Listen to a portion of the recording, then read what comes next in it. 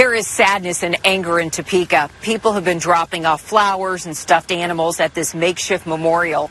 It's near the field where little Zoe was found, and just steps away appears to be her last known location where she lived, a tent in the woods. I miss you. I love you. Happy birthday to you.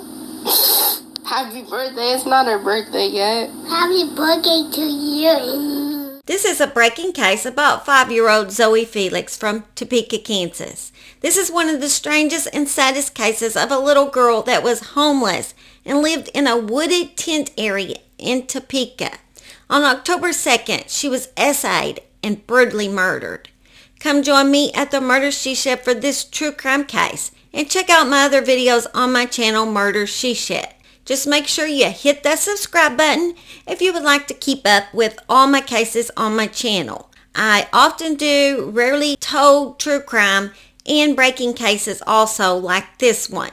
But try to make sure that every victim gets their story told. Sometimes cases are told over and over again, and I like to think out of the box and find cases out of the box so they can have their story told too. Anyway, let's begin. On October 2nd, 2023, police responded to a call around 6 p.m. to the Dillon's gas station near Southeast 29th Street in Topeka, Kansas. This call was for 5-year-old Zoe Felix, who was found nearly lifeless. First responders attempted to save her life after she had been raped. However, Zoe was pronounced dead shortly after. What I'm understanding that the crime scene was actually in a field near where she was living at the tent. But someone, and it could have been the suspect, carried her body to the gas station. And that's where the firefighters found her. And I believe that her father worked at this gas station. I'm not 100% sure on that, but I've heard that he did. When she was found, her father was there, along with the suspect and her older sister, when the firefighters arrived.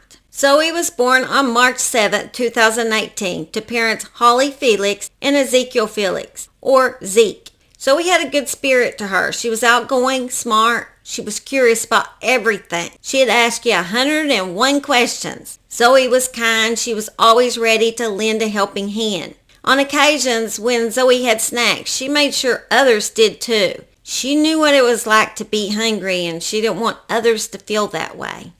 Zoe and her family lived in a rent house at 2200 block of Southeast Market. She lived there with her mother Holly, father Zeke, 19-year-old half-sister Caitlin, and a 25-year-old man named Mickel. It isn't clear if he is related to the family, but he had Zoe calling him Uncle Mike. I don't know if y'all remember when I said in the last family, everybody has creepy Uncle Mike in the family. Well, here's an example of a creepy Uncle Mike in the family, because he is a creep.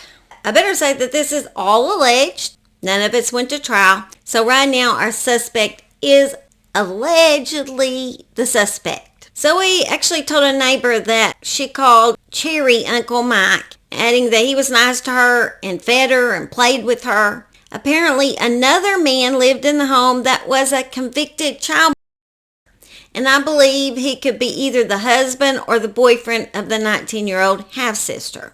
While living in the house, Zoe had no electricity, running water. She never had a bath. The neighbors always found her dirty a lot of times. There was hardly any food in the home, and feces was throughout the house. Apparently they had dogs. And I don't know if it's just dog feces or other, considering they didn't have water, it probably was human feces too. Also, Zoe was sometimes left in the home all alone. Zoe was a student at Shanner Early Learning Academy for part of the past year, but didn't complete this school year. She wasn't enrolled in classes this year.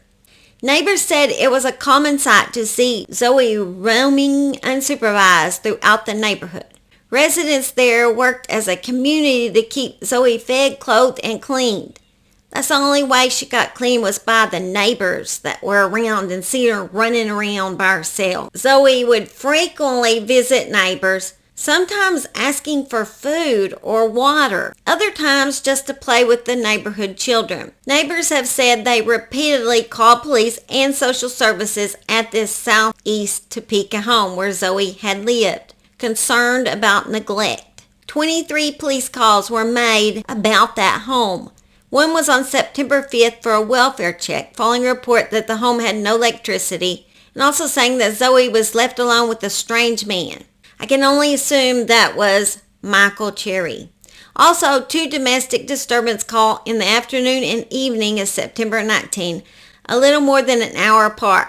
3 more domestic calls were made at some point besides those. It was said that there was a lot of domestic violence in that house between her mother and father. I don't know. I think it was both of them that became violent with each other. So Zoe not only had to live with not having food, electricity, or water, she had to live with parents that fought all the time. In fact, she had to live with drug situations too, because one of those calls was for an overdose at the home.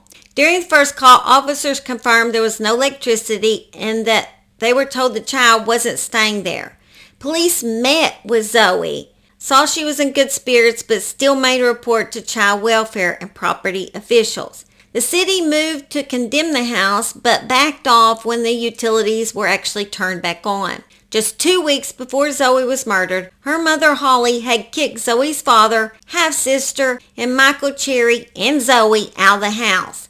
And Holly was living there all alone while her family lived in a tent in the woods a few blocks away from the home.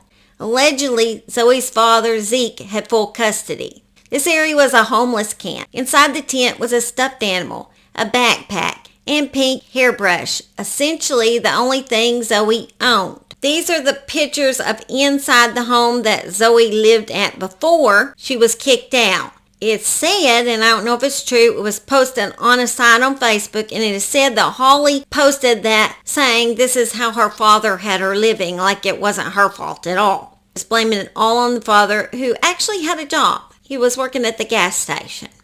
And she is the one that kicked this baby out of the house. Then she was kicked out to live in this tent with hardly any belongings at all. Zoe's mother, Holly, 36, pleaded guilty March 20th to felony reckless aggravated battery, causing bodily harm with a deadly weapon or in a manner whereby great bodily harm can be inflicted. The victim that she had caused great bodily harm to was Zoe.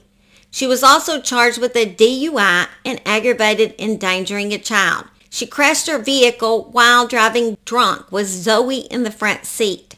Her sentence was suspended and she was given 18 months probation and community service. According to Holly's family, Holly was not supposed to have any contact with Zoe. Under terms of Holly's probation stemming from several charges, including child endangerment, she apparently had a no-contact provision for Zoe, yet she had been living in the same house as her. Shawnee County Corrections, however, shared different information regarding Holly's sentencing. That the Kansas Division of Children and Families did not remove Zoe from the home, and there was no standing order removing parental rights from Holly. So the family saying one thing, CPS saying another thing, and I don't know what the truth is. Holly has prior convictions in Nevada for possessing stolen property and also domestic violence there too. I found texts from the 19-year-old sister who is blaming herself for leaving Zoe with Mickel Cherry, or Uncle Mike as he refers to himself, because she had to appear for a court date. Zeke, the dad, had a job at the gas station close to where Zoe's body was found, and he had been working that day. So Cherry was her babysitter when he allegedly and murdered Zoe in the field between where the tent was, where they were living, and the gas station where her father was working. Cherry was swiftly arrested and charged with first-degree murder, and the weapon on the report is listed as personal. I have no idea what that's supposed to mean. I don't know if it means he used his hands. I'm not sure. Cherry has no criminal record in Kansas, but he does have a misdemeanor criminal trespassing conviction in Amarillo, Texas. He was also previously charged for instances of fighting and poor treatment of animals. Michael Cherry is currently being held on a $2 million bond and is scheduled to appear in court on December 21st. A video posted on Cherry's Facebook, he discusses that he is mentally ill. And it is so upsetting to think that Zoe could have been essayed several times by this creep since he lived with her and babysit her at times. Hey, what's up everybody? I haven't gone live in a while, so I figured why not. So, I'm doing better. As you can see, I'm on my feet at least. But I have one concern. Why do people jump at mentally ill people? Come on, I'm mentally ill. No one really jumps me. And there's a reason for that.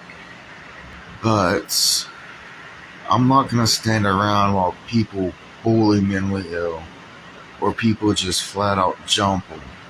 No, I'm not going to deal with that.